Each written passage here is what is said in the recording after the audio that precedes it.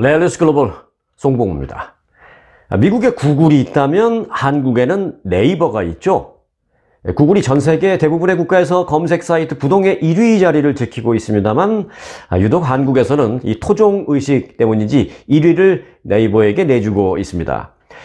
과거 야후가 최고였을 당시 야후가 한국도 점령하려고 야심차게 야후 코리아를 설립했었는데 제대로 힘을 써보질 못해서 야후 코리아를 철수하고 일본 사무소에서 한국 야후를 관리하기도 했었습니다. 오늘 이 말씀을 지금 드리려는 건 아니고요. 한국의 토종 검색 사이트 네이버가 무려 2조 3천억 원, 16억 달러를 들여서 미국의 한 온라인 기업을 인수하기로 했습니다. 여러 가지 의미가 상당히 큰 그런 인수인데요. 그래서 이 소식은 쉽게 풀면서 좀 설명을 해드릴 게 많아서 오늘 마지막 소식으로 전해드리겠습니다. 자, 첫 소식입니다. 미국 질병통제예방센터는 앞으로 코로나19와 관련된 여행 정보를 더 이상 미리 공지하지 않겠다라고 밝혔습니다. CDC는 코로나19 감염 여부를 테스트하거나 확진 사례를 보고하는 국가들이 점점 줄어들고 있다면서 이에 따라 각국에 대한 코로나19 수준을 정확하게 평가하기 어렵기도 하다라고 여러 가지 이유 중에 하나를 설명하기도 했습니다. CDC는 코로나19 변이 확산과 같이 여행 권고를 바꿔야 하는 상황이 확인된 그런 경우에만 해당 국가에 대한 여행 정보를 공지할 것이다 라고 말했습니다. 네, 지난달 발생했던 산타모니카 칼리지 성폭행 사건. 이 사건과 관련해서 경찰에 체포됐던 용의자는 산타모니카 칼리지 재학생으로 드러났습니다. LA 카운티 셰리프의 수감자 기록에 따르면 지난달 26일 수사당국이 신병을 확보했던 용의자 크리스토퍼 그리다인은 올해 27살로 산타모니카 칼리지에 재학 중인 학생으로 밝혀졌습니다. 수사당국은 그레다인이 최소한 2명의 동료 여학생에게 성폭행을 가한 혐의를 적용해서 체포하고 추가 피해자가 더 있을 것으로 보고 수사하고 있다고 밝혔습니다. 야, 이거 이 학교 내에서 성폭행 사건이라는 자체가 걱정스러운데요. 범인이 교내 같은 학생이었다니 더더욱이 경악스럽습니다. 네, 일리노이 주에 이동식 낙태 시술소가 운영을 시작해서 논란이 일고 있습니다. 연방대법원이 합법적 낙태 기준에 대한 결정 권한을 각 주정부에 넘겼죠. 그런 이후에 이 보수 성향의 주들이 낙태 규제를 더욱 강화하고 있는 가운데 일리노이 주가 이 낙태 희망자들의 이 오아시스처럼 되고 있습니다.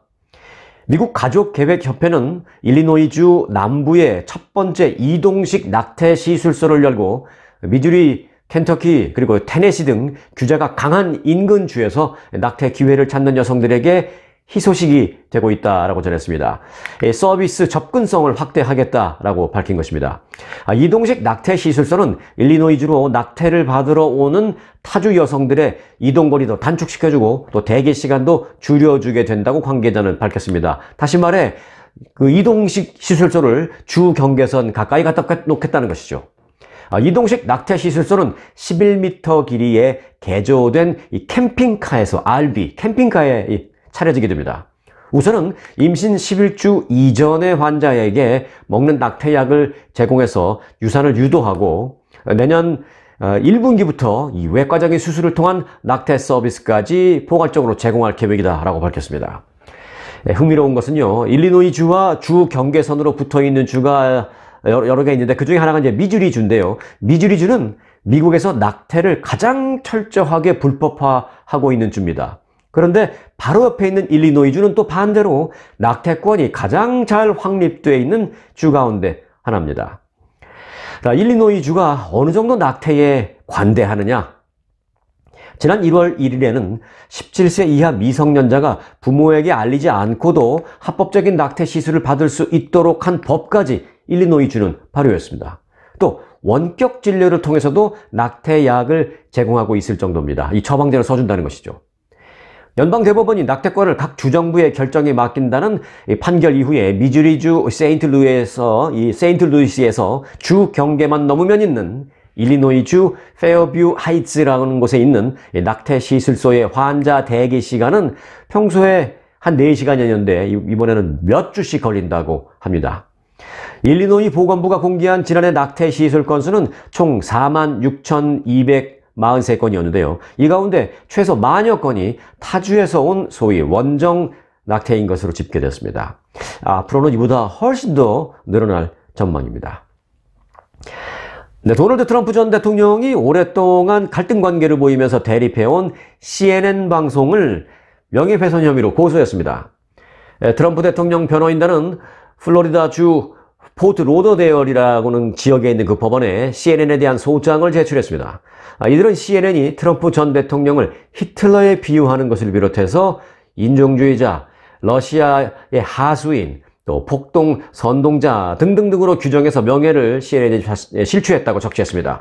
특히 이제 CNN의 이 같은 비하는 트럼프 전 대통령의 2024년 대선 출마에 악영향을 미치기 위한 것이다 라고 이 변호인단은 주장했습니다. 트럼프 전 대통령은 CNN에 4억 7,500만 달러, 원화로 약 6,800억 원의 손해배상도 함께 청구하기도 했습니다. 이 트럼프 대통령 소송 잘하기로 유명하죠. 지난 2016년도에는 당시 대선 경쟁자였던 힐러리 클린턴 전 국무장관도 고소한 바 있습니다. 이거는 최근 이 법원에서 기각된 것으로 알려졌습니다. 자, 앞서 예고해드렸던 소식 전합니다. 한국의 네이버가 2조 3천억 원대 규모의 대규모 인수합병, 이 M&A를 단행했습니다. 네이버는 미국 내 자회사를 통해서 북미 최대 패션 C2C 커뮤니티 포시마크의 지분 100%를 인수한다라고 공시했습니다. 인수 금액은 2조 3,441억 원입니다. 이게 단위가 높으니까 말도 잘 안 나오네요. 한국 원화로 2조 3,441억 원입니다. 이 원화로 이렇게 큰 액수를 지불하는 것, 달러로 얼마나 될까 계산해 봤더니 일단 달러로 계약이 됐대요. 그래서 달러로는 16억 달러라고 공시가 됐습니다. 요새 그 원화가 환율이 많이 올라서 지금 내면 상당히 불리할 텐데 이걸 뭐 좀 나눠서 내든지 아니면 추후 내든지 뭐 여하튼 달러로는 16억 달러로 공시가 됐습니다. 내년 1분기 내에 인수 작업은 이제 모두 완료될 예정이다라고 밝혔습니다. 네이버의 현재 대표는 최수연 씨입니다. 자, 그럼 지금부터 일반에 공개된 뉴스를 일단은 그대로 읽어드릴게요. 네이버는 이번 포시마크 인수를 통해서 C2C 시장의 핵심 지역인 북미 지역을 거점으로 한국, 일본, 유럽을 잇는 글로벌 포트폴리오를 구축하게 된다. 네이버와 포시마크 양사는 북미 지역 MZ세대를 중심으로 확산되고 있는 웹툰과 왓패드를 통한 스토리, 그리고 엔터테인먼트 사업과 포시마크를 통한 커머스 사업 간의 서비스적 연계를 높여나갈 계획이다. 또한 네이버가 보유한 검색 및 AI 추천 기술, 라이브 커머스, 광고 플랫폼 등을 활용해 포시마크의 사용자에게 혁신적인 경험을 제공하고 신규 비즈니스 모델을 발굴하는 등 다양한 영역에서 새로운 행보를 펼쳐나갈 예정이다. 아이고 숨찹니다. 라고 일반적인 뉴스가 다 이렇게 나오고 있습니다. 와, 무슨 얘기인지 알아들으시겠어요? 이거 이해 잘 안 되는 게 어쩌면 정상일 겁니다. 쉽게 설명드리고 싶은데 사실 이 사업 자체가 이 MZ세대 정도면 모를까 사실 이해하기 쉽지 않은 그런 면이 있기도 합니다. 조금은 좀 풀어보면 어떨까 싶습니다. 자, 일단 C2C 시장을 확장하겠다 뭐 이런 얘기가 있었잖아요. C2C 아시죠? C2C, Customer to Customer, 즉 개인 대 개인 이란 말입니다. 더 쉽게 풀면요, 어떤 특정 인터넷 웹사이트에 들어가서 그냥 개인 대 개인이 물건을 사고 파는 거죠. 그 웹사이트는 거래가 이루어지도록 판을 깔았다라고 해서 플랫폼이라고 부르는 거고요. 거래되는 물건은 고가 중고 제품들이라고 합니다. 이 포시마크에서. 예를 들면 중고 샤넬백 뭐 그런 거일 수도 있죠. 그런 플랫폼 회사로서 미국 내 최강자인 포시마크라는 회사를 인수한다라는 겁니다. 물론 지금 설명드린 딱 요 사업만 하는 건 아니고요. 또 그 사업을 하더라도 또 네이버가 갖고 있는 강점이 많잖아요. 즉 요즘 유행하는 뭐 웹툰 같은 거 네이버가 강한데 그런 거에 어떤 스토리를 활용해서 단순히 물건 사고 파는 그런 플랫폼만이 아닌 그 안에서 스토리가 생성되고 또 이를 한류와 함께 엔터테인먼트와도 연계한다라는 그런 구상이 있는 겁니다. 자, 또 그러면 이 MZ세대를 중심으로 한다 등등등이라고 뉴스가 나왔다고 제가 아까 설명드렸는데, 그 MZ세대 또 좀 알아봐야 돼요. 1980년대 초부터 2000년대 초에 출생한 밀레니엄 세대라고 합니다. 1980년대 초부터 2000년대 초에 출생한 사람들 밀레니얼 세대라고 해요. 그래서 즉 M세대라고 합니다. 그리고 약간 겹치긴 합니다만은 1990년대 중반부터 2000년대 초반 또는 중반 정도까지 그런 출생한 세대를 또 Z세대라고 합니다. G세대라고 통칭하는 말입니다. M세대, 즉 밀레니얼 세대는 브랜드의 지명도를 중시하는 경향이 있다고 합니다. 꼭 뭐 엄청 비싼 것까지는 아니어도 그래도 유명한 브랜드의 제품 구입을 해서 나는 갖고 다닐 거야, 뭐 그렇게 선호한다고 합니다. 반면에 또 Z세대, G세대는 고가 브랜드보다 자기만의 개성을 더 중시하는 경향이 있다고 합니다. 이런 차이점이 있긴 하지만 두 세대 모두 공통점이 있습니다. 간파하시겠어요? 1980년대 중반, 2000년대 중반 요때 태어난 세대들 공통점이 있어요. 다른 점이 많아도 공통점이 있습니다. 네, 스마트폰, 유튜브, 온라인 쇼핑, SNS 등 소위 디지털 환경에 매우 익숙하다는 공통점을 갖고 있습니다.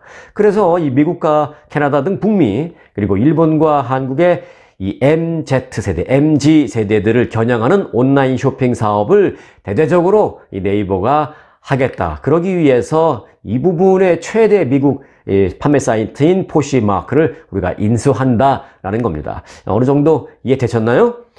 저는 네이버의 포시마크 인수, 그 상징성을 한마디로 요약한다면 네이버가 실리콘밸리에 정식으로 도전장을 내밀었다 라고 표현하고 싶습니다. 네, 레알뉴스 글로벌 송앵코였습니다. 마칩니다.